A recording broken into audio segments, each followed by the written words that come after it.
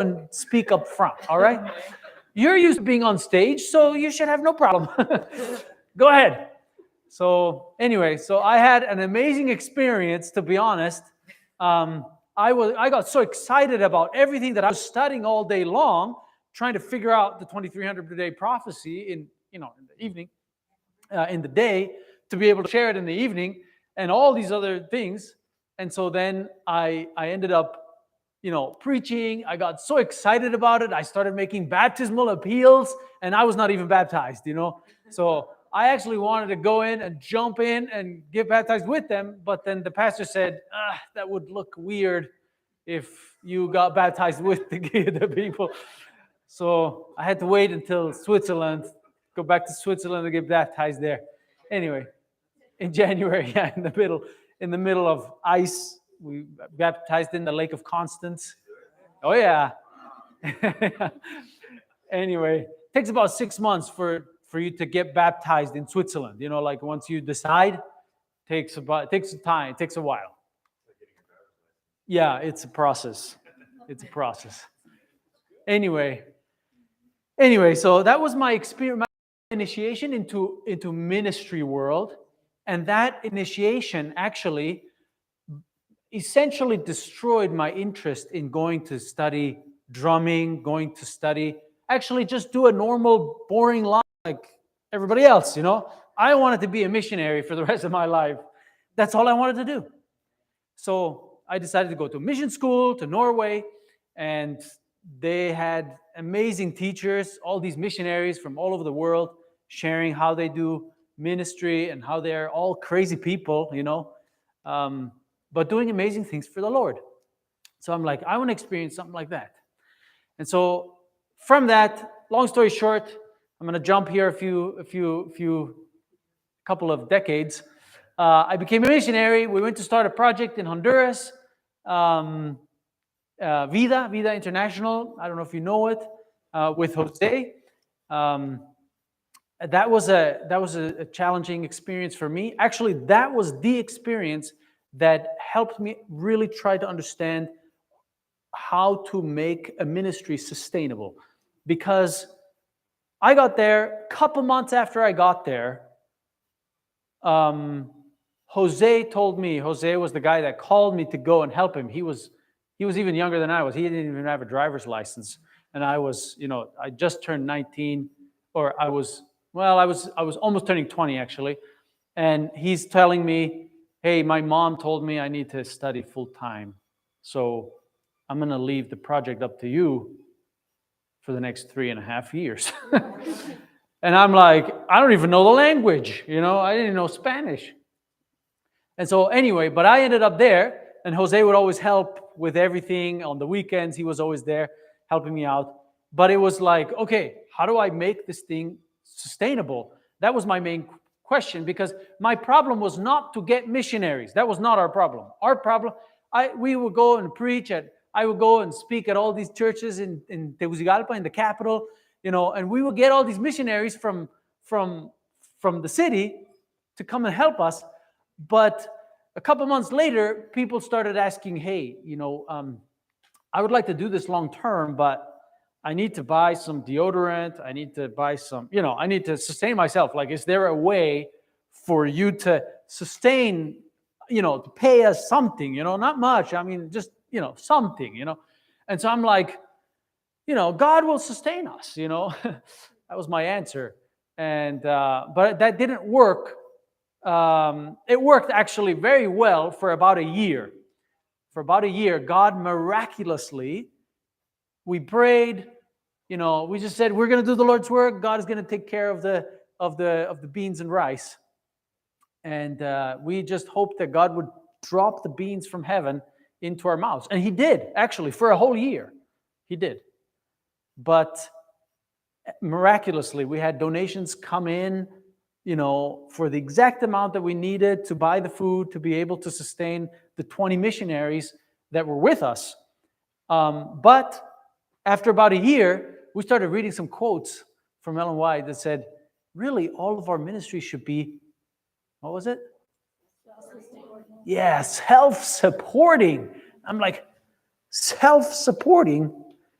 But I thought this whole faith thing, we just do God's work and God will take care of the self-support side. Now, there is some truth to that, but it's not the full truth, right? God wants us to learn how to grow our own beans. And God will bless those beans so that we can harvest those beans and eat from them and be fully self-supporting. So this is where I had a paradigm shift. I realized, we can actually make this thing sustainable, self-sustainable. And she says this actually not just for self-supporting work, but she said it for the conference work. All of our schools, canvassing, hospitals, sanitariums, you name it. Everything is supposed to be self-supporting, right? They all are little kind of business entities, essentially, that generate their own income to be able to sustain themselves. Even at a school, right? You got tuition, or you have industries that support, etc. So everything is based on making the thing self-supporting. Actually, so self-supporting, and this is part of the challenge, is the larger institutions. He says the established institutions should make so much money, so much profit, that they are able to do what? Help start other ones, smaller ones, right? So how profitable should our larger institutions be to be able to not just sustain themselves, but help others, right? So we need to rethink profitability, okay? Because we are generally afraid of profit. Okay, we think that profit is like we're charging too much, like we're overcharging somebody, but we don't realize that it is the profitability aspect that helps us scale. Imagine if every sanitarium out there was able to help start another sanitarium. We'd have exponential growth, right? We will go from 1 to 2 to 4 to 8, 16, 32, 64, 128. I mean, within a couple of years, we could go zoom, right? But we don't have one sanitarium per country in the world. Per country, we're not talking about every city. We're supposed to be in every city, right? So just imagine. So we need to be rethinking because profit actually helps us grow. Not for the sake of ourselves, but for the sake of the work, all right? So that's part of the basis, and that's what actually led me then into studying business, because I had studied theology, but theology didn't teach me how to sustain a ministry. Actually, theology didn't even teach me, I don't want to say this too loud, but it didn't even teach me how to reach people. Theology taught me what? What's the truth, okay? Like how to study the Bible. This is what I learned, right? 4 years of it. Great, but I didn't know how to reach people. You know where, and this is not in the presentation, but I'm going to just share it with you. You know where I learned how to reach people?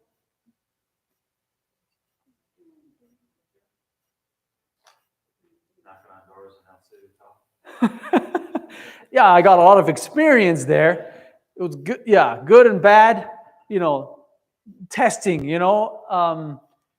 but where I realized that there are some people studying this topic, how to reach people, and they've been doing it for hundreds of years, and they've written a whole bunch of books on it, how to reach people more effectively. You know what it is? What the science is of how to reach people? It's marketing. And I didn't realize that. I thought marketing was a worldly thing, Now, I think there is worldly practices in marketing. But the general idea behind marketing is how can I reach more people? How can I reach as many people as possible with my product, right? And not just how can I reach as many people, but how can I develop a product that will reach as many people as possible? That's the science of marketing. And I didn't realize that. I thought it was all worldly. And so I'm like, oh, wow. These guys have studied this thing to a detail that we have no idea about. And so then I started studying marketing, stuff on business, stuff on strategy, stuff on sales, right? And everything started like, I started reading hundreds of books. I read one book a week on how all of these kinds of things. And it just blew my mind. I'm like, wow, there's a world out there. And yes, we have to have a good filter, right? To take the good, leave the bad, right? But they have been essentially studying what we're trying to do, you know? And I've read all these books on evangelism and how to reach people from pastors, but man, it's only 10%.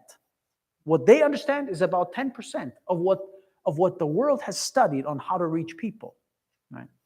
So that really has shifted a little bit my mind to understand, oh man, there's actually methodologies out there on how to reach people. Now, that's why Ellen White says the following about business. Now, we're all scared of business, okay, in general, because it's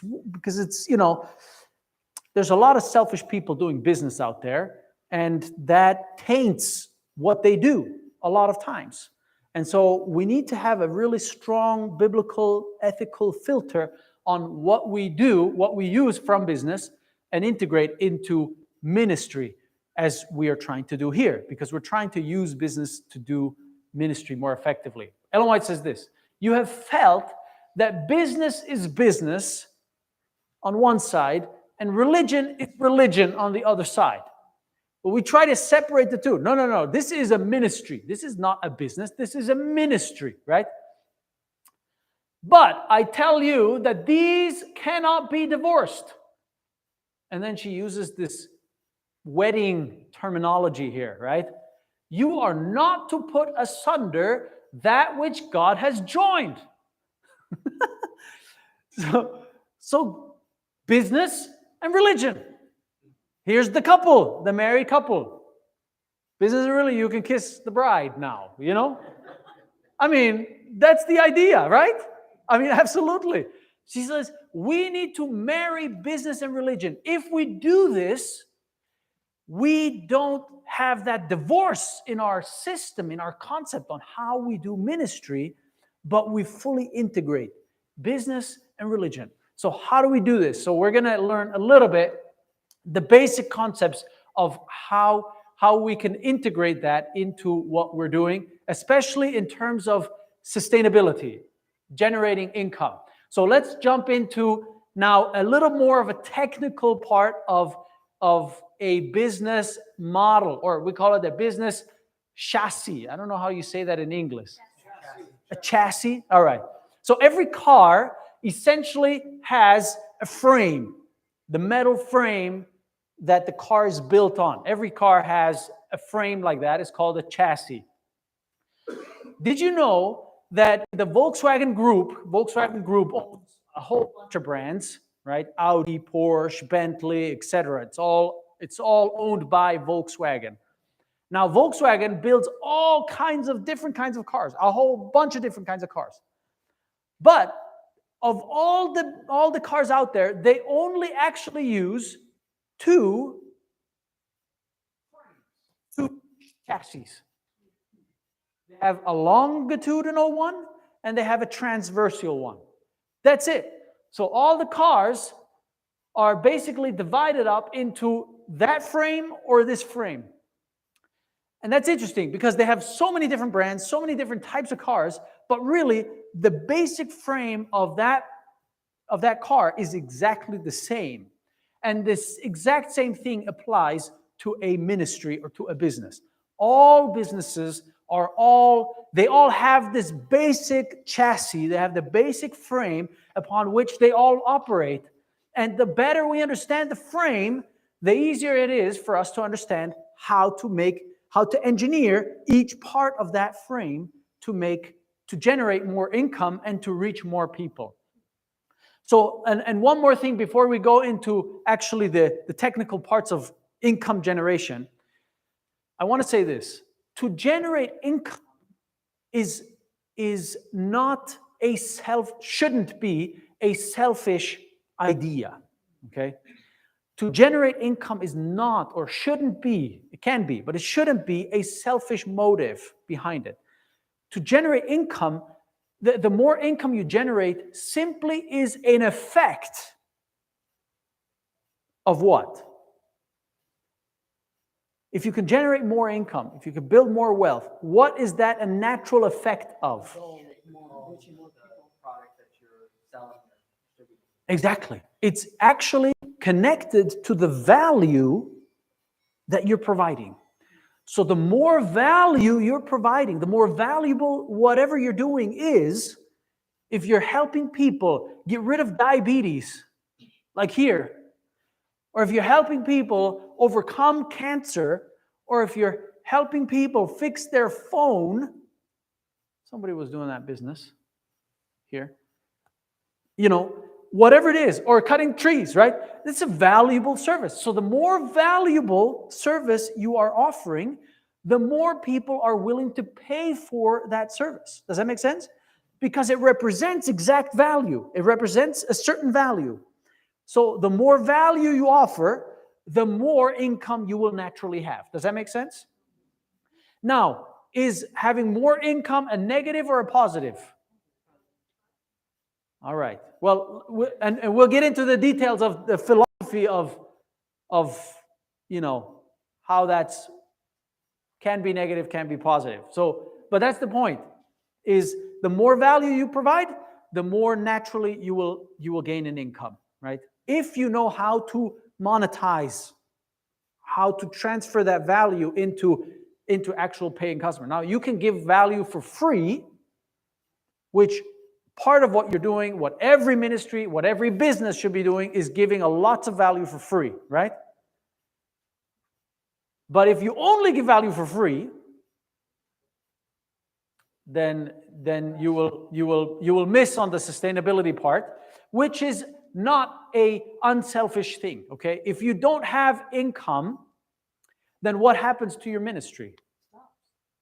Exactly, right? Unless you become dependent on donations. Exactly. And you could become dependent on donations and dependent on, so let me finish this thought. Yeah, so if you don't have enough income, then what happens to the ministry is you stop being able to invest into improving your value, right? The value that you offer. So the less you can invest, the less you can improve what you're doing, well, then the market is tough, The people, they decide, they got 10 other options where they can go, 10 other lifestyle centers where they can go, 10 other whatever. So they're ruthless in the end because they're interested in solving their problem. And if you're not the best solution out there, then they're going to go somewhere else where it's the best solution. Does that make sense? So we got to be on top of that to be able to really invest. So it hits us, it comes back and bites us if we don't have enough income to be able to actually get the quality workers that we need, to be able to offer the quality services that the people need, right? To be able to get the results. So the goal of break even, which we think is like, intuitively, we think that's the fairest thing, right?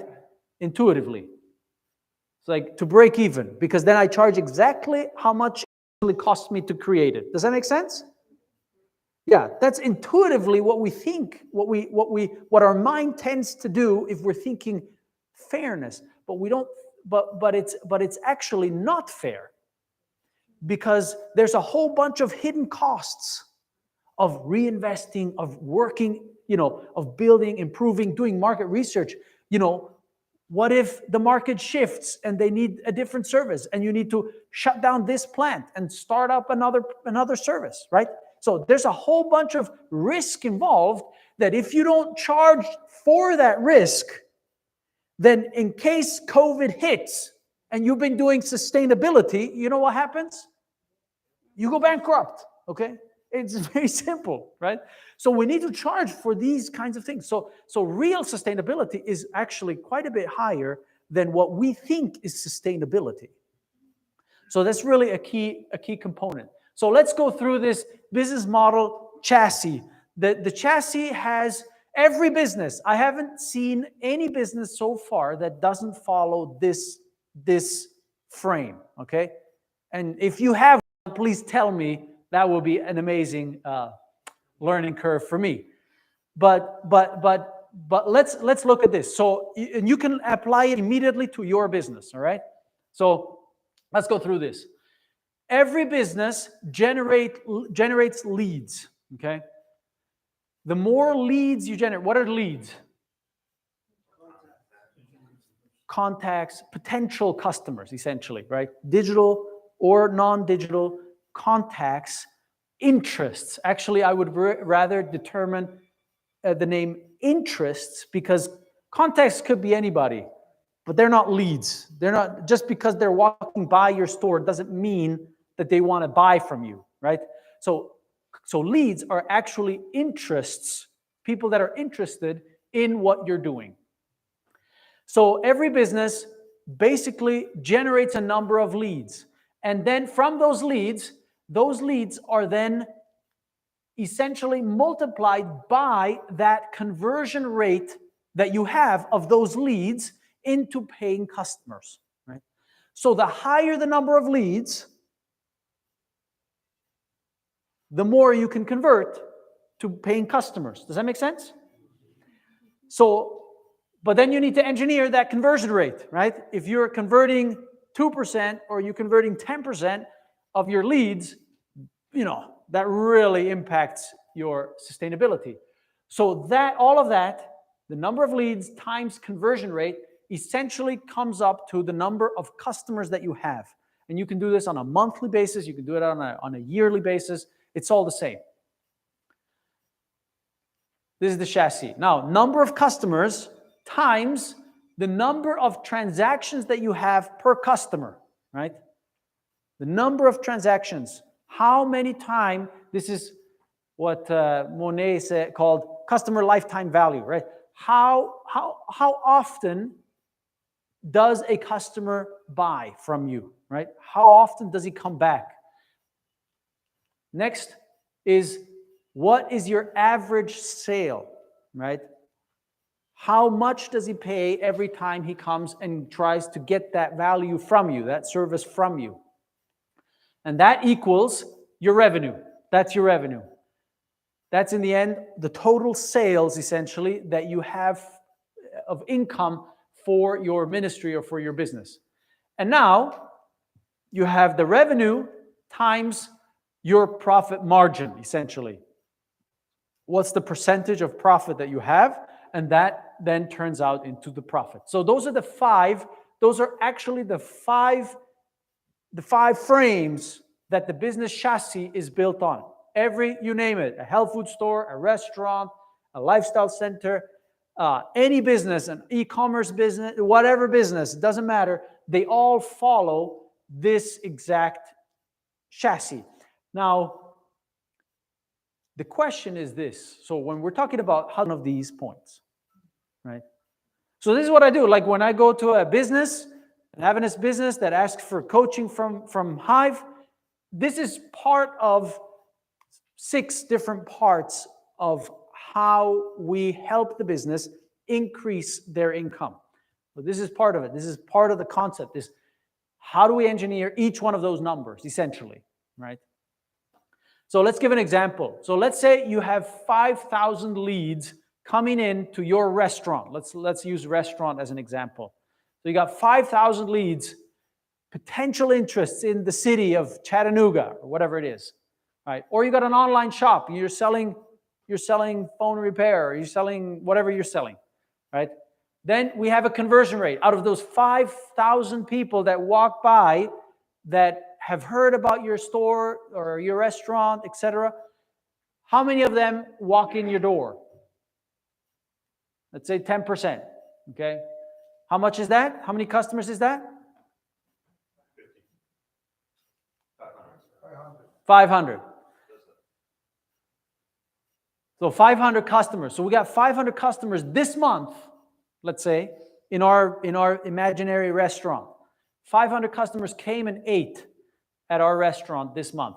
So how many transactions do we get per customer. Let's say we get 10 transactions, 10 times, or maybe he came with a group or something like that. So you get 10 customers or 10 transactions in from that customer. So that's over what period of time? 1 month. I mean, it doesn't matter. It's an imaginary. It's just a. If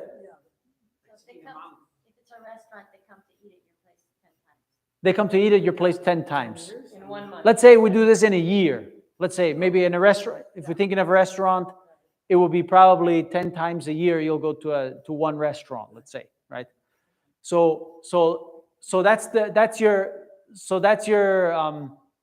Yeah, 1 month was a little bit too high, right?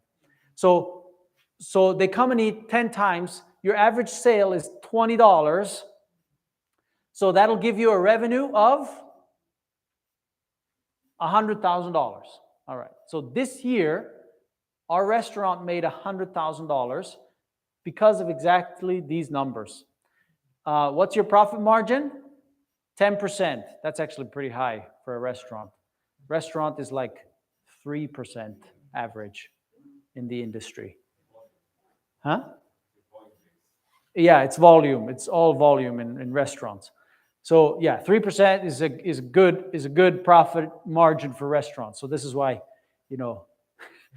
restaurant is not a very profitable business to go into, even though we need to do it, we should do it, but you're definitely not doing it for profit. So Combine it with health food. exactly, you can combine it with health food store like at Uchi, then it changes the profit margin a little bit. But this is the idea. So now we have a profit margin of $10,000. So let's see, and this is essentially what we do in business coaching is how do we increase each number just by 10%? What happens if we increase the number just by 10% on each one of these points? So 500 turns 500, 5,500, right? And 11% equals how much? 605. All right. Now we got 605 customers. We increased their numbers of transaction by 10%, right? That's 11 transactions now. And we increased the price by 10%. So the average sale is now $22. Or we added that they can add on a drink or a dessert or something, right? So then it's $22. All right. So now, how much revenue is that? That's suddenly almost $150,000, just with a 10% increase on each one of these numbers. And 11% margin, how much is that in profit? Now that's $16,000 in profit, right? So from 10,000 to 16,000 is just a 10% increase, right? So the cool thing about it is you're applying 10% on each level. So that increases your number of customers by 21%. It increases your revenue by 46%. And it increases your profit margin by 61%, right? So suddenly you got a 61% increase just because you increase 10% on each one of the 5 levels, right? So this is how we increase essentially our sustainability. Does that make sense? You following me? It's not too technical? I hope not. I hope not. So just imagine if we increase this now by 100%. 100% increase. 5,000, we go to 10,000 customers. So we can do all these strategies. And actually, in our business coaching, we have a list of like 50 different strategies on how to increase each of these leads, okay? 50 strategies for each one of these points. So you can go through that. You could just knock it all out. And usually people have about 2 or 3 different ways to generate leads. But a successful business or a successful ministry will have between 7 and 10 different avenues to generate leads, okay?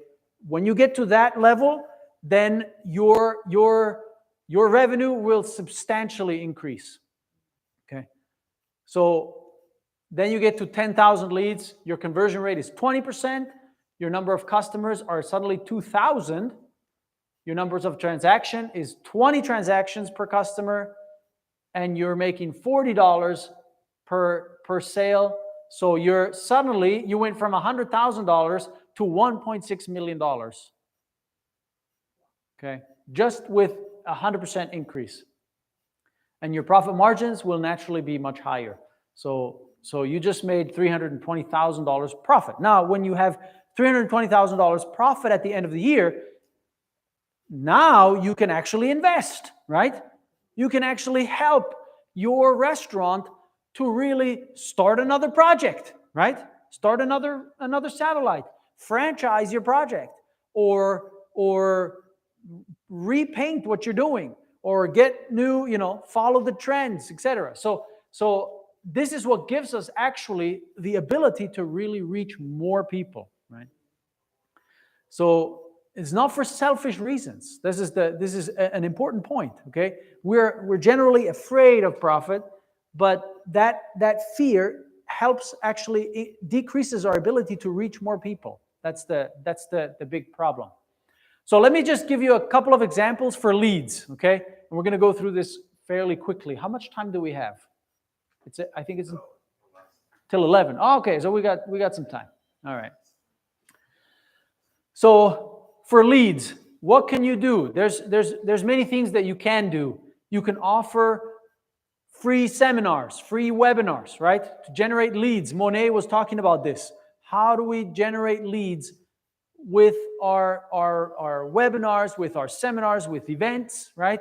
Or you can, offer a booklet, a free booklet, something that gives value to people, that they're willing to give you their email. And they're willing to give you their email, not just because, you enticed them into giving you their email, but it's because you're really providing value and they want to receive your email, because your email, and by the way, this is really important, don't just give news on your newsletters, right?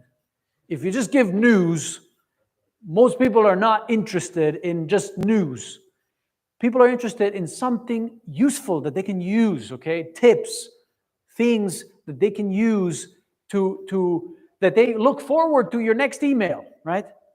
If they look forward to your next email, then you know you're doing something right.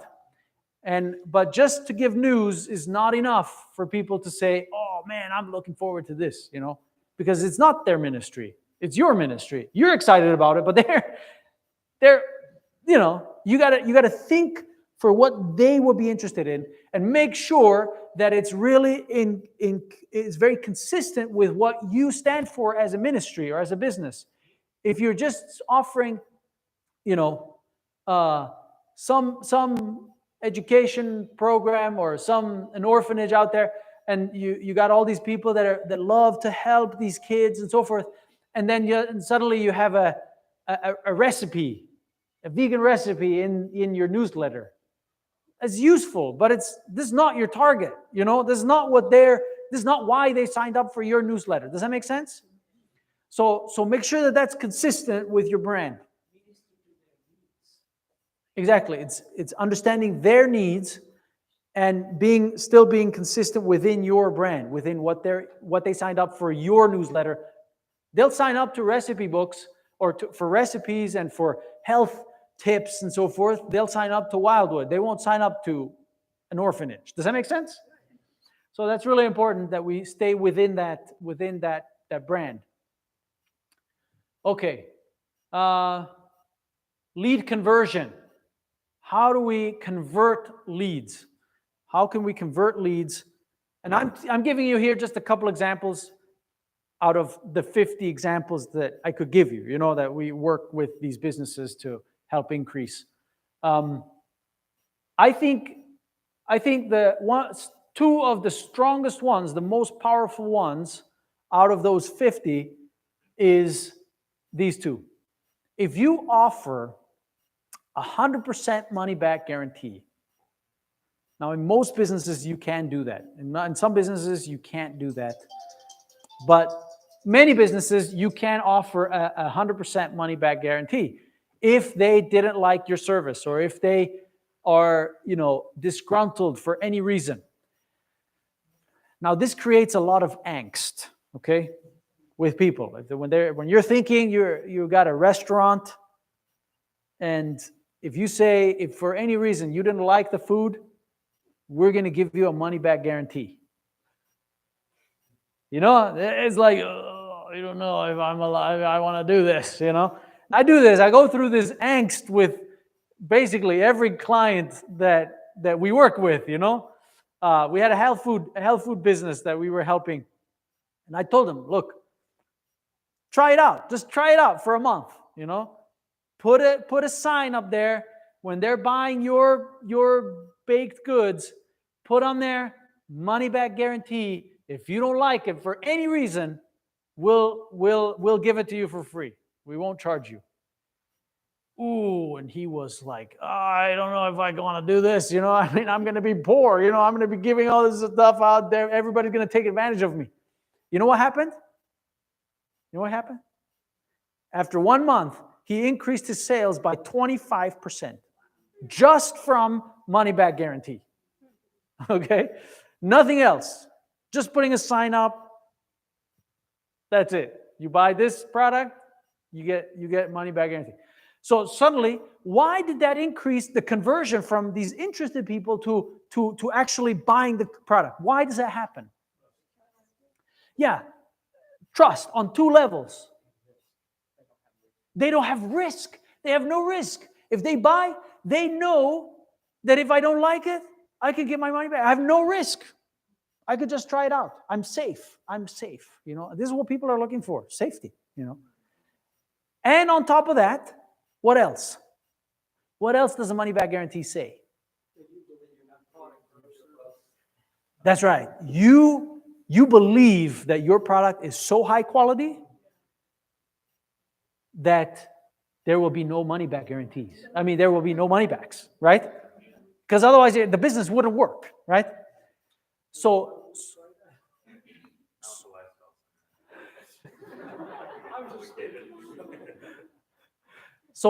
but this is a challenge, okay? And I don't want to force you to try this out, to do this, long term. But try it out. Try it out and see what happens. I'm telling you, I should ask for a cut.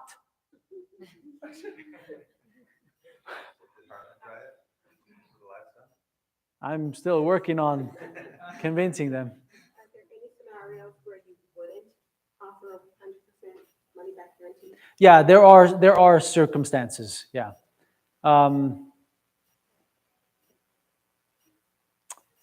What was it? I had a couple of clients where it didn't, where it wouldn't go, but What about like mostly every. What about like tree service? That's something where it's kind of okay. The tree is gone. Well, is that something that you'd apply to that? Absolutely. Look, what are their fears? And this is what the money back guarantee studies, right? What you're trying to figure out is, what are their potential risks in hiring you to cut this tree? Damage to their house. Yeah. Tearing up the yard. Yeah. Not liking the trimming. Yeah. Okay. So if you say, look, man, if you don't like what I did, fine. You don't want to charge somebody that is disgruntled with your work, So and this is an emotional thing. It's not a real thing. So statistically, if you put a money back guarantee, the probability that somebody actually comes back and asks for that money, especially in a lifestyle center setting, I'm telling, in all the lifestyle center cases, actually, we just decided that to implement that at Heartland now. Last, 2 weeks ago, we had that decision. So, but it's tough. You got to convince them. But here's the thing. What's the probability of people saying, I didn't like this service, I'm going to go back and ask for my money back? After you've treated them like angels, okay? After you've given them massages every day or every other day or whatever you give, right? And hydros, and pray with them, and assess their health and all this stuff. And then for somebody to turn around and say, you know what? Give me my money back. Who would do that? Percentage is below 1%. Yeah, it's below 1%. I mean, there's a few people that are just like sociopaths in a way, like they have no emotional responsibility towards anyone. They can do that. But really, any normal citizen will not do that. Especially if they feel that you've put in effort. Now, if you buy a digital product that didn't cost you a lot of time to put together, you just send them a package, then that percentage increases a little bit, but not even, because mostly digital products are not very high value. So that's really a strong element. Yes. Yeah, I was gonna also say the other benefits that is you have a satisfied customer. If you've given them money back and if they did ask for it, they're gonna give you a good reference and you got satisfied customers, it's gonna benefit in the long run. Yeah, so if you increase your customer base by, let's say 25%, like in my example, you get 25% more customers, and then let's say 1% of those ask for the money back guarantee. So what did you do? You just increased your revenue by 24%. Okay? So who cares? That's cost of acquisition, right? This is what they call it. Right? It's your return on investment is phenomenal, right? So it's always worth it. In general, it's always worth it. And if it's not worth it, I challenge you to try it. Just try it. Try it for a few months and see where it goes. And if you feel, if suddenly like everybody's starting to ask for discount, then call me and we'll figure it out. But then you got a real problem with your product. Okay? It's probably better that you get that feedback. So anyway, so that's that. The other thing is if you're selling high value products, you're like a lifestyle center, a few $1,000s, you want to have really strong sales scripts for your salespeople. You really want to train them on how to do sales. If they know how to do sales, you get a lot of phone calls, but I recognize this from 10 years ago when I was at Wildwood. The moment we had a trained salesperson selling, we basically doubled in sales, right? Immediately, like that. So that's very, very powerful. But that is most important for high value products, high value services that you offer. Anyway, so then we go to the number of transactions. How do you increase number of transactions? Just a couple of examples. You can develop a loyalty program. You can do subscription-based services, coaching, accountability. If you're thinking lifestyle center, you can create memberships, right? For additional checkups, this and that. You create. The idea is you want to think of yourself as a comprehensive solution for a specific problem. So let's say Wildwood is a good example here for Chattanooga. Wildwood's focus, I was just told recently, is focusing on solving diabetes, okay? Diabetes in the world. Type 2 diabetes here in Chattanooga and the rest of the country, right? So if you're thinking, our vision is we want to eradicate type 2 diabetes so that we can shut down our business. We're not needed anymore, or we can change our focus by then, right? Now, this will not happen until Jesus comes. But the point is, this is our vision. Our vision is to eradicate type 2 diabetes. All right. So some people can pay $4,000 to come here, but some cannot. But they still have diabetes. So how do I solve that problem for those people that cannot pay $4,000?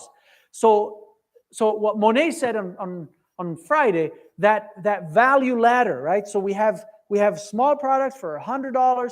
We have free products to build in the leads, right? To build those leads generation. Then we have small products for them to get to know us, give them something, give them an online course. Then we have group coaching. Then we have personalized coaching, right? It's a little more expensive. And then we have residential programs, right? So you got the whole value ladder so that anybody that comes from Chattanooga into Wildwood, you got a solution for any of these kinds of problems. If you have diabetes type 2, we're your solution. Does that make sense? And then the number of transactions doesn't stop with the generation leading up to that to your high value products, but it continues the lifetime of the customer, right? Now, what do you offer when they leave? Well, then you offer follow-up coaching, right? Then you offer a membership that allows you to come back to the center. We're just creating at Heartland, we're creating a membership, kind of like a partnership. It's kind of like It Is Written's partnership idea. You know the partnership? They have a partnership program. You pay $1,500 a year, and then you become a partner, and you get a free weekend with John Bradshaw, and they share all the testimonies and things that they've been doing. And essentially, it's a fundraising scheme, okay? But it pulls people in as partners. And so the partnership is, hey, you can donate $1,500 to help someone that is in need, that needs your program, that needs our program. And for that, in return for that, you get a free weekend at the wellness center, et cetera, et cetera. So you can create, more and more residual income that they come back and they refer people. They hear your testimony. They come on site. They see what you're doing. You can share with them. So they buy in more. They become ambassadors for your program, right? So you can do all kinds of things to build that additional number of transactions, right? All right. Here's the next one. Average transaction. This is a key. This is a number one weakness within Adventist Ministries, I would say, is we're generally too cheap. Okay, we're generally too cheap. We generally undersell what we offer, and this is the easiest way for you to increase your profit on a short-term level. That was one of the first things we did at Heartland. Is, hey, you're offering your product so cheap that, and here's the psychology behind it, is if you offer a cheap product, then people perceive exactly that it's not very professional. It's not very high quality. The number one factor for people to identify which product they're going to buy, which product is better quality, is price. It's the number one factor. So if you go on Amazon and you just experience it yourself, you all buy on Amazon, right? Yeah, if you buy on Amazon, what do you look at? You're going to buy the cheapest gadget out there? You never buy the cheapest gadget. Yeah, but why? Well, it's because naturally you think, something must be wrong with this thing, right? Yeah, so I'd rather buy something in the middle, right? This is psychology, right? So there's a lot of books out there on psychology, on how people think, how people perceive things. We need to study these things. We need to understand why do people think the way they think, right? Because if we align what we're doing with how people think, well, then we can really address them in a much better way. So one of the first things that we did at Heartland was, increase the price, right? And the moment we increased the price, we had about 20% more calls. The other thing that we did was, you had a question on this? I do have a question. What do you do when people start calling you saying, you have two groups, you have like, oh, that's a good price, that's a great price, and then you have, that's just so expensive. Why are these so expensive? Other things are cheaper. Yeah. What would be your response to that? Yeah, very, very, very good question. I love that question. So It's very, very simple.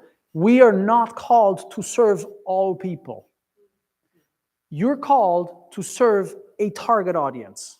So every product is designed to serve a specific type of people. And the specific type of people, they will always say, oh, that's great. I love that product. I love that price. They like it. But the people who are not in your target audience, the people who are on the low income side of things, they look at the lifestyle center and they say, you guys are, you're ripping people off, and blah, blah, blah. I mean, I've heard it all, right? We've all heard. Yeah, exactly. Yeah. Or the gospel, the gospel is free. We should give it out for free. Freely you have received, freely you should give. Right? What's your answer to that? It's very simple. Yeah, you can turn it around on them. I say the gospel, we give the gospel out for free. But man, the food costs something, okay? I mean, don't confuse the gospel with food, all right? Food is part of what we do, but it's not, we're giving the gospel out for free, amen? So let's not confuse those things, yeah. The labor is worthy of his hire. He who works for the gospel should live off of the gospel. Wow. What? Did Paul just say that? Yeah. But this is the key. The key is every product is essentially designed for a specific target audience. So if you have, and this is part of why I think it's a really good idea to have this product portfolio of the value ladder. So you have products for people that can't afford to go here. Because right now, if you have a lifestyle center and you only offer residential, then to those people, you have to say, sorry, you're not part of our target audience. Like we're not designed for you, right? But if you have other services on the lower end with a different modality, group coaching, etc., then you could say, hey, you don't actually qualify for this product, but we have a service that is designed for your needs, right? So then you can. I have a quick story about that. So in the lifestyle program we divided into those who realized that everyone's not our audience. The hardest thing to understand because God's going all the world, right? But from Council LOI, she's very specific on who comes to sanitarium, right? To the lifestyle center. So we identify people of the lower income bracket, or they may be undecided, very hesitant to spend money. So we downgrade them to from the residential to coaching subscription, and after 3 months coaching subscription, some of them say, what, I do need to come to the program. And then from that, they pay to come back to the residential program as well. Absolutely. If they can't afford it, they will come if they experience your product and it's a good quality, right? Absolutely. Okay, so yeah.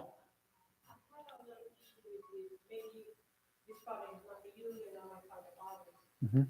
But I've been using the office for a couple of years. I give them a perspective. Well, you can go to this, and this lifestyle center. When they go check their prices, they're higher, so they come back to me. And I've done the other way, which is, well, when I see this, really they don't have money. Because a lot of these people do have money. Yeah. They just push their way. Yeah. We all do that when we try to buy something. Yeah. And they said, I always give them a bunch of options. People go all these other things they're cheaper than us. And they're always happy. At least I help them. Yeah. And they come back. A lot of them come back.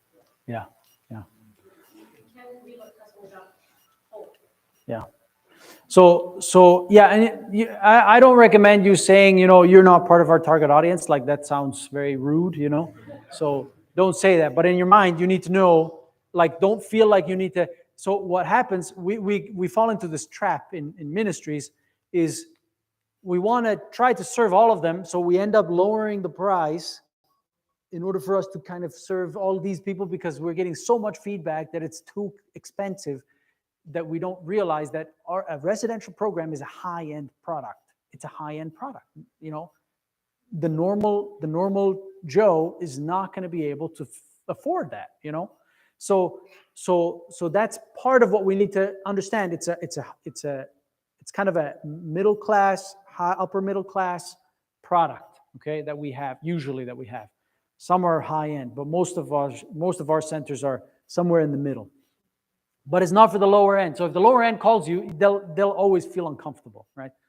And you need to feel comfortable with that.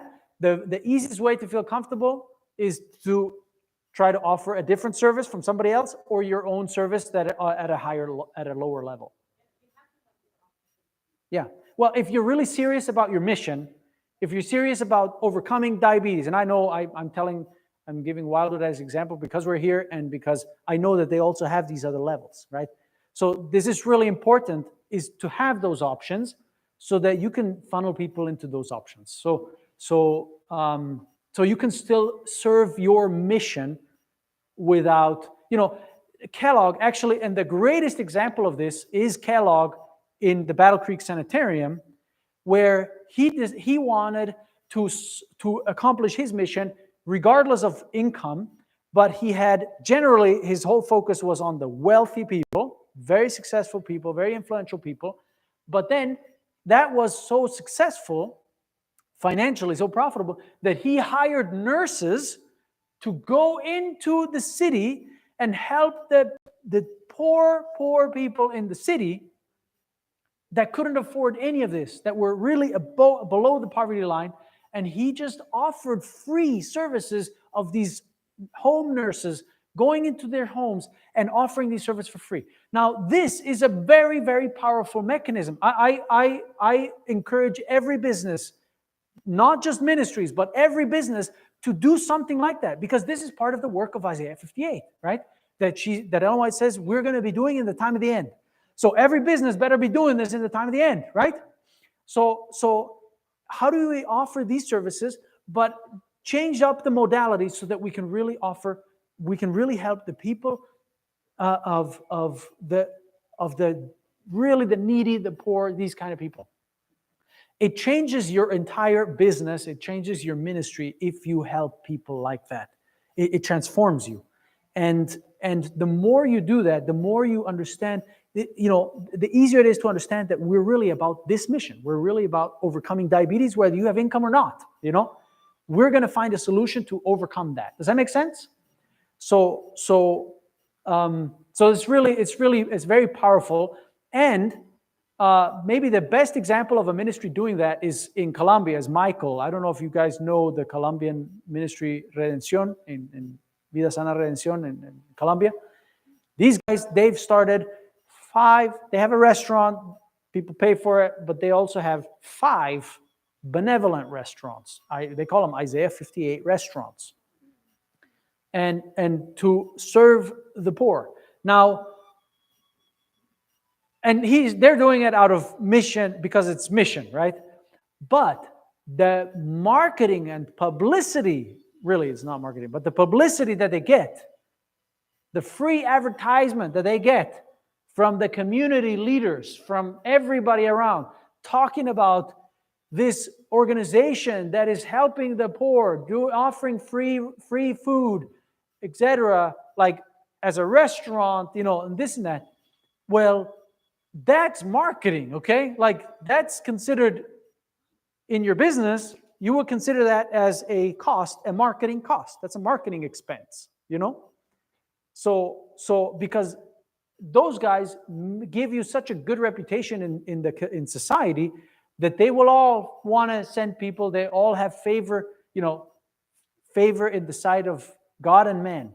This is what it does to do this work of Isaiah 58. All right. That's price increase. Okay, you can upsell, you can do multiple projects. Okay, we got that. All right. Profitability. How do we increase profitability? Here's a couple of things you can do. You can automate your processes. A lot of our ministries are still not really arrived in the digital age. I'm sorry to say that. Just to have a website doesn't mean you've arrived in the digital age. It's very important that we really automate a lot more of what we're doing. You can really decrease a lot of costs by doing that. And then, on the finance side, on the bookkeeping, on accounting, on project management side, on many things. We can really improve our processes. Negotiation skills is another one. Outsourcing is a great tool. I use that a lot for a couple of projects that I run or that I'm involved in. Is outsourcing. People overseas would love to get these higher paying jobs, and yet those jobs are 20%, 10% of what we pay here, right? So there's a lot of potential for decreasing costs that way. Yeah. All right.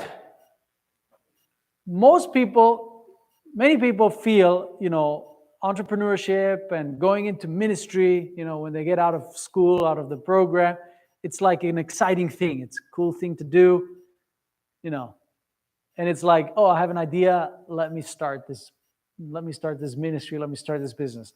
And also the same is with this process of improving each one of these 5 strategies. It's not a straight line. It's really more like this, okay? So it's a lot of testing, a lot of trying out, and we consider failure is a good thing, okay?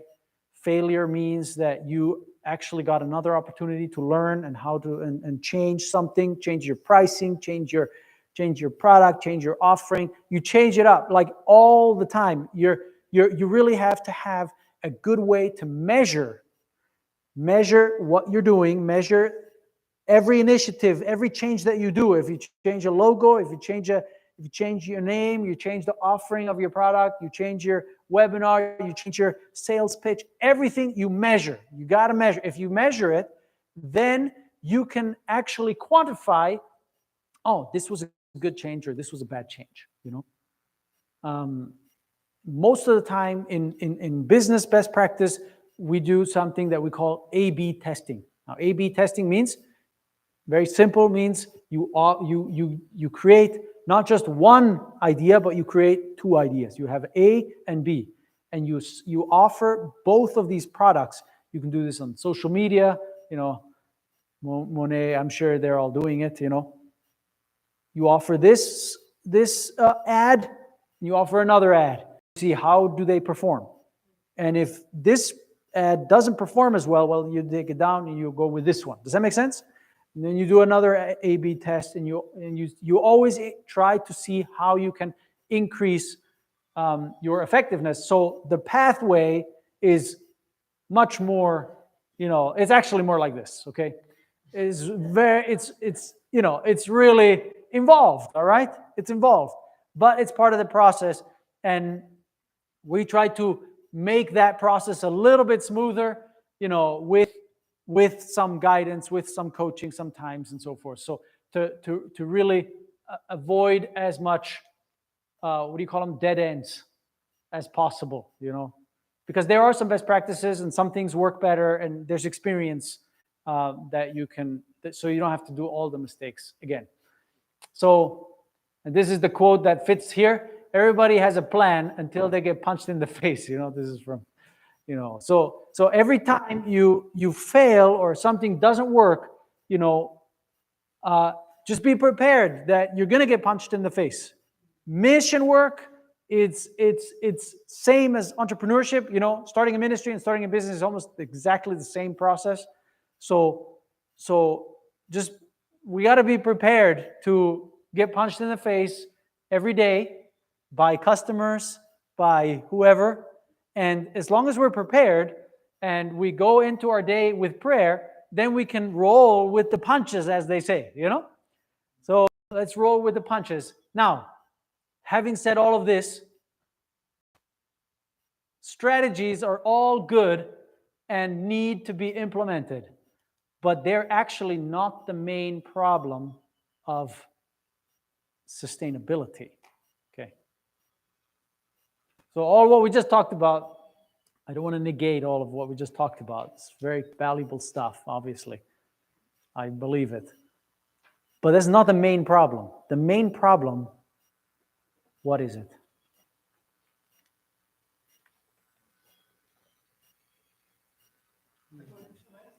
It's our mindset. Yeah, it's our mindset. So success, having ministry success, is more a mindset than a strategy. Okay? So all of this that we just talked about is all good, but it is a mindset that locks us into how much we can generate, how many people we can reach. It's the mindset that builds the limits, right? That builds the frame.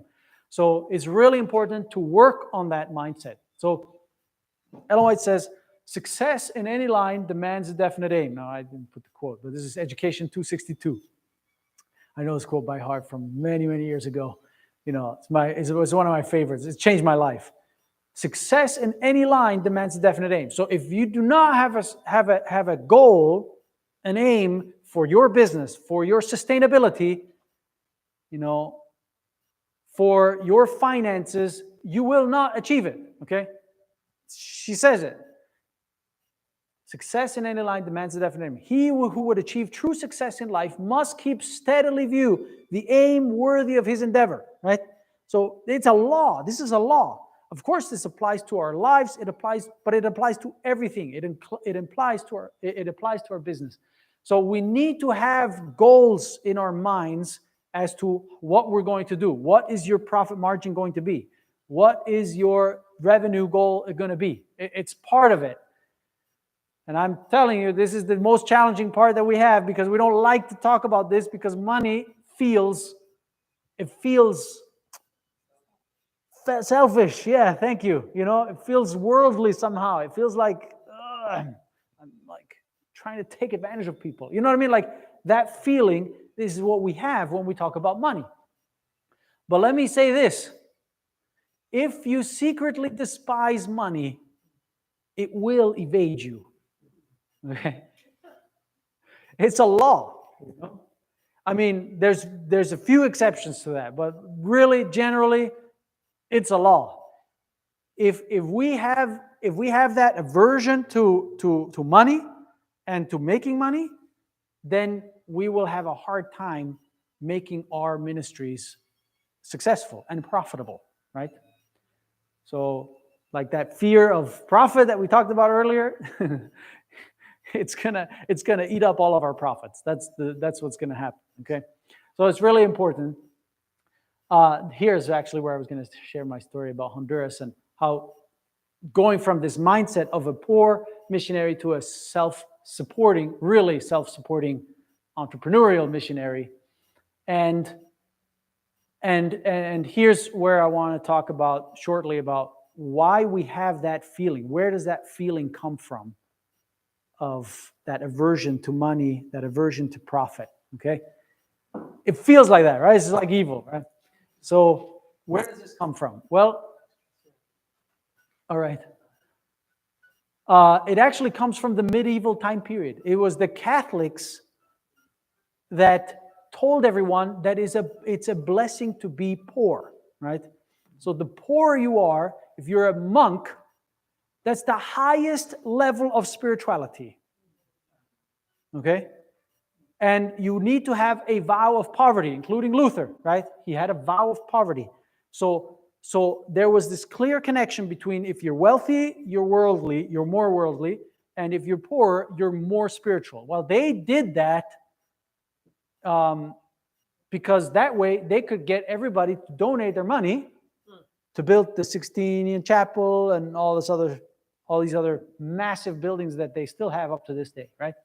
So actually, there's a historian, Max Weber from Germany, that studied the impact of the Protestant mindset and success, the economic success of countries. It's very interesting. So Luther actually recognized that this was a Catholic idea, not a biblical idea, that success in the Bible is not a bad thing, it's a good thing, you know, and he changed this in the Protestant worldview, the Protestant mindset, and so Max Weber actually showed this in his book 100 years ago. There's actually a guy that just wrote his PhD thesis on exactly this now for 2020. He wrote this in 2020. What's his name? He was in Switzerland. He lives in Switzerland. Anyway, he just wrote an updated version of exactly this. No. But what he shows is basically this, is the more Catholic a country is, the poorer that country is. The more Protestant a country is, the more wealthy that country is. Isn't that amazing?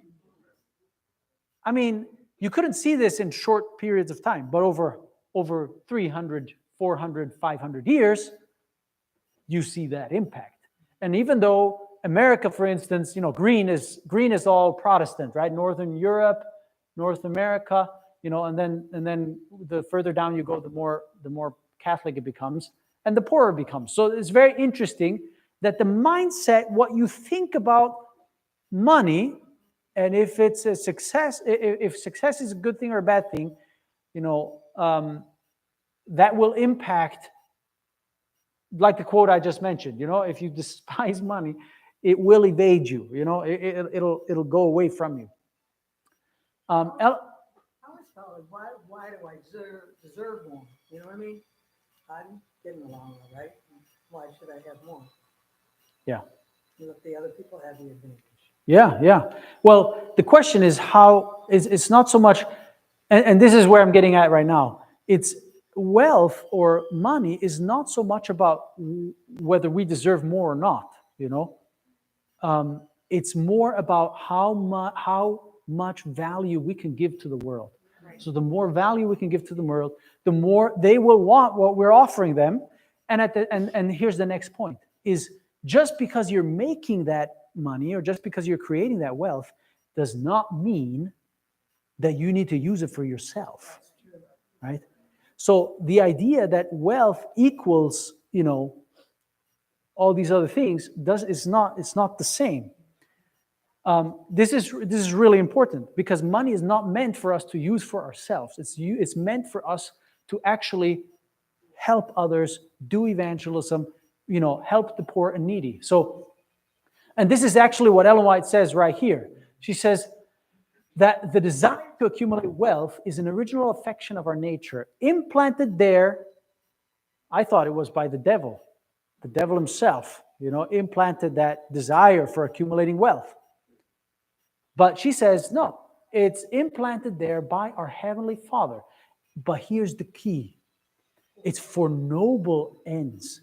Noble ends is essentially for unselfish purposes. So that desire to accumulate wealth is given to us by God for us to be able to use it to advance the work of God, for us to help others, not for us to have a lavish, selfish life. You understand? That will, the more you use it for yourself, the more you will corrupt your soul. The more you use it for others, the more that will build your character, your unselfish character, like nothing else can. Okay? So, can you do more if you have more? Of course. Yeah. If you have less, can you do more? No. I mean, it's a natural thing. But this is really important. The purpose of wealth is to help us become more unselfish. That's the purpose of it. Whether we can do this without it. If we have it, then we're actually tested, okay? More tested. So, this is the example of, this is not an LY quote. This is my quote. So why doesn't God just give us all $1 million and become a lot more unselfish? Yeah, so this is the challenge. Wealth is only a facilitator and allows you to essentially reveal what's inside. Okay? Wealth allows you to reveal what's inside. If you don't have wealth, then you cannot live a lavish, luxurious, selfish life, right? It's very difficult. You understand? So you don't have that temptation. But if you have wealth, then you have that temptation. And then the question is, are you going to use it for yourself, or are you going to use it to advance the work of God, right? And that is a test, and that is, as James points out, that's more complicated. It is more difficult. The Bible is very clear. It's more difficult for a wealthy person to go to heaven than a camel to get through that little hole, right? So it's not. We're not saying it's easy. But this is why this is so challenging, is that we need to think about this, because if we have that wealth, and I'm talking wealth here in a broad sense, like having more money, having profitability as a ministry, if we do have that, then our established institutions can actually help start other institutions, right? So it's challenging. I remember when we were at Wildwood and we had money at some point, are we going to use all of that on ourselves, or are we going to OCI? We always have this question at OCI, how much money that we have are we going to use for ourselves, and how much of what we have are we going to benefit other ministries, right? So should we give everything away? Well, no. If you do that, you're gonna cut yourself. You're gonna, how do you say? You're gonna bite yourself in the foot, or whatever you call it. Shoot yourself in the foot. I'm like, this example is not working. Anyway, so that's the idea. We know that the final work will be done under greater sacrifice than the beginning, right? You're familiar with that. So if we have more successful ministries, can we still live with more sacrifice and not less?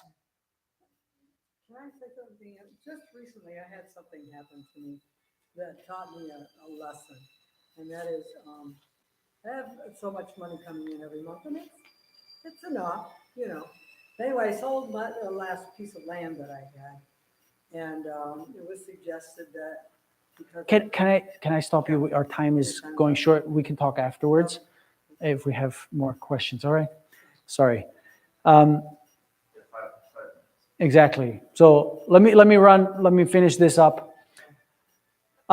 So this is a key component to what we're doing. So we're talking here sustainability. We're talking, how to generate more money, how to generate more income. So I just want to be very clear here that this, just because we're supposed to be, and I'm sure, according to the Bible, the blessings and cursings, if you read, Deuteronomy 28, Leviticus 26, you read the blessings. If we are blessed, we will increase in goods, we will increase in influence, in power, in everything, right? That's the blessing.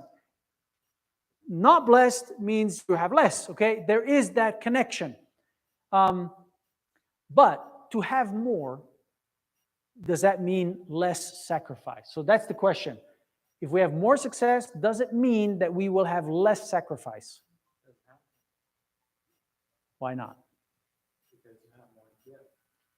Yeah. You have more to sacrifice. Exactly. You have more to sacrifice. So we shouldn't be afraid of generating more income. How may we define sacrifice? Yeah. How may we measure if I'm sacrificed enough or not? Yeah. What is a good definition for sacrifice? That's a good question. It's a very spiritual thing. And I think it's different for every one of us what sacrifice really means. But Ellen White says that we cannot actually experience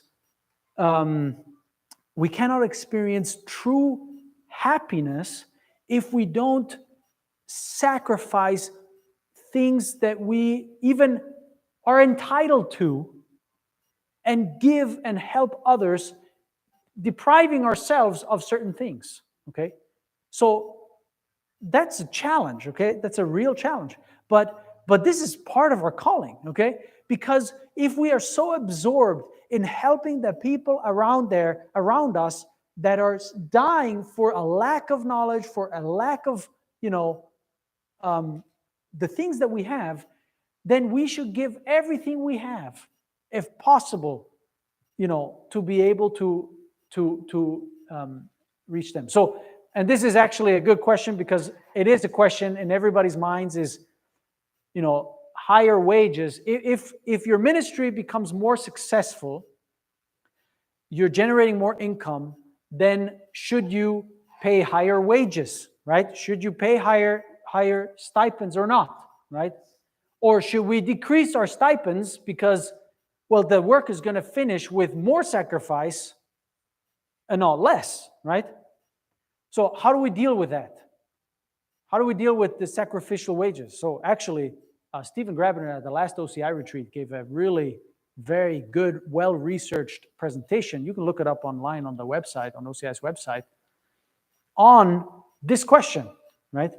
And she showed that every project starts in sacrifice in the sense of, essentially no wages at the beginning, right? Starts very, very low. And as the ministry progresses, she recommends that we should pay people well. A minister of the gospel should live off of the gospel. The worker is worthy of his hire, etc. So it's very key. Now, but just because, now what we naturally think is if we increase our wages, then the element of sacrifice is lost. Is that right? Or is that wrong?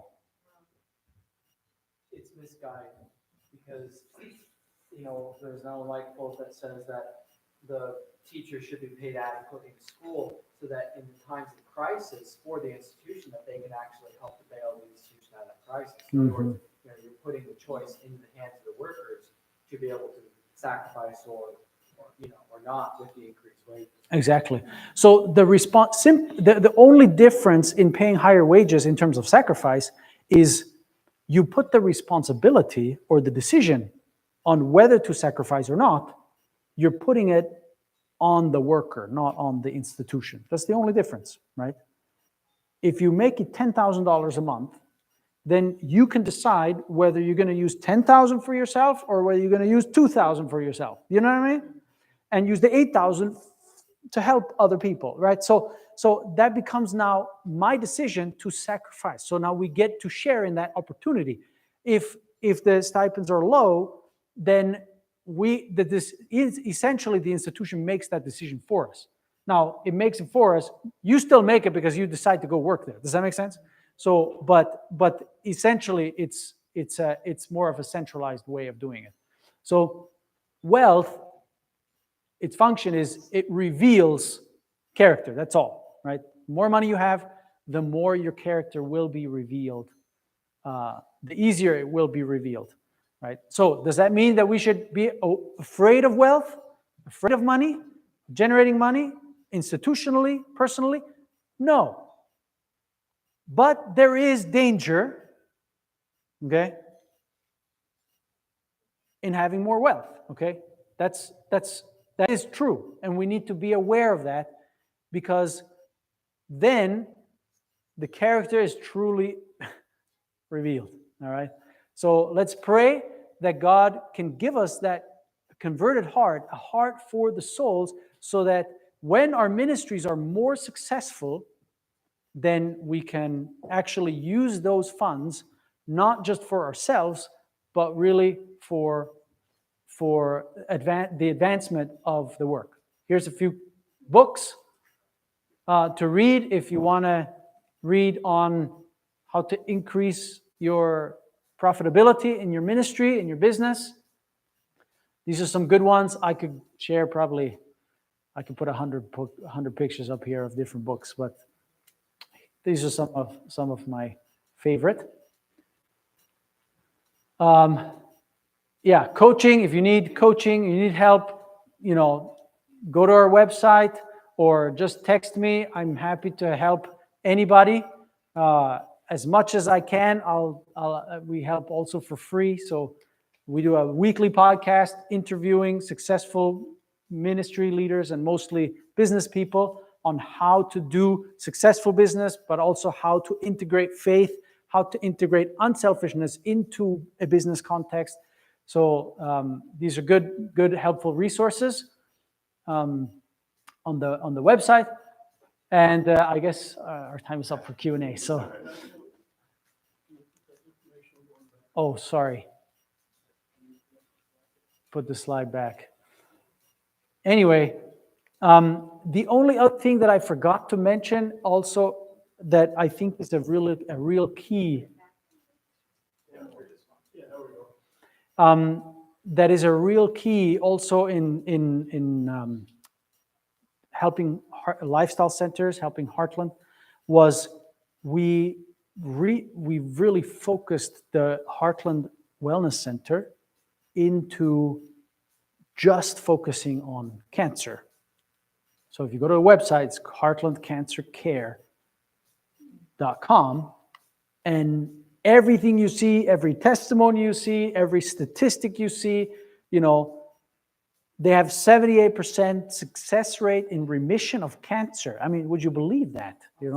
It's amazing. So everything is focused now on cancer. So if a client goes there, they go to another website that offers 10 different diseases that they heal, and then they go to this website, and every testimony and everything they read is all about curing cancer. Where are you going to go?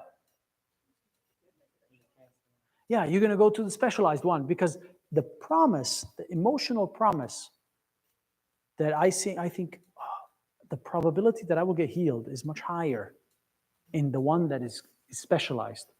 So, oh yeah, there's more than enough cancer patients in North America and the whole wide world. Oh yeah. So you could do that, yeah.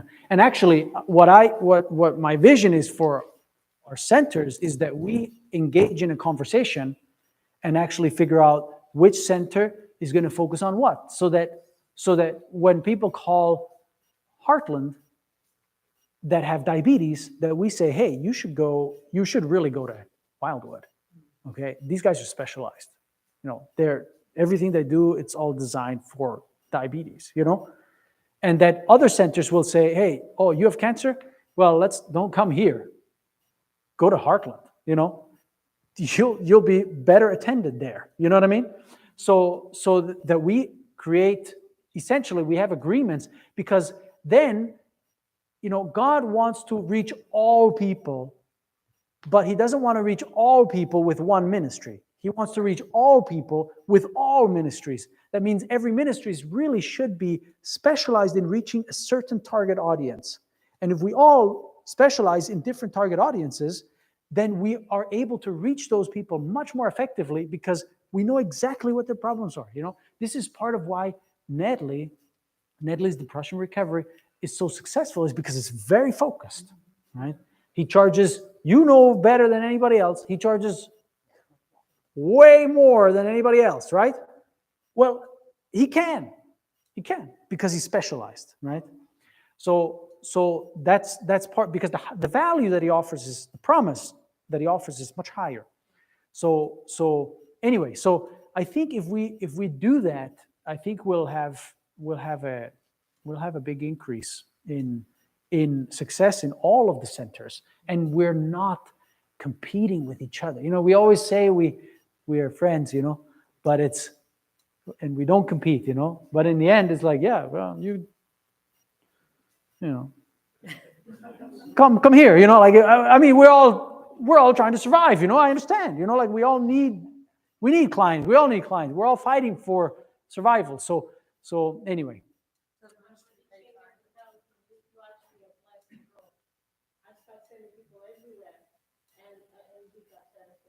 Yeah. Yeah, absolutely. So question about time. Do ministries pay tithe? So, according to the Bible, people pay tithe, institutions don't go to heaven. I don't know if I just stepped into a... Businesses don't go to heaven. Ministries don't go to heaven. The people go to heaven. So whatever your income is, that's what you should pay tithe on. Whatever your personal income is, that's what you pay tithe on, according to the Bible. Yeah. All right. We're going to stand up. You can do whatever you want. If you want to pay tithe as a business, praise the Lord. I don't think you're going to get you're going to have a problem if you do that. I think you'll be blessed if you do that, but that's not the minimal requirement of the Bible, at least. Okay. All right, let's pray. Thank you, dear Father, for this blessed hour that we've had of studying into this very difficult topic of finances and money and business in combination of ministry. Lord, please help us to find that true balance of defining ourselves as a ministry, but also defining ourselves as a business, and that we can learn from both of those worlds, that we can really bring that divorce back together and remarriage these two, business and religion, Lord. We pray for that. We pray for all of our ministries around the world, that they can be more sustainable, that they can be more impactful, reaching more people, providing more value for their customers. We thank you for that. In Jesus' name we pray. Amen. Thank you, Jesse. That was fantastic.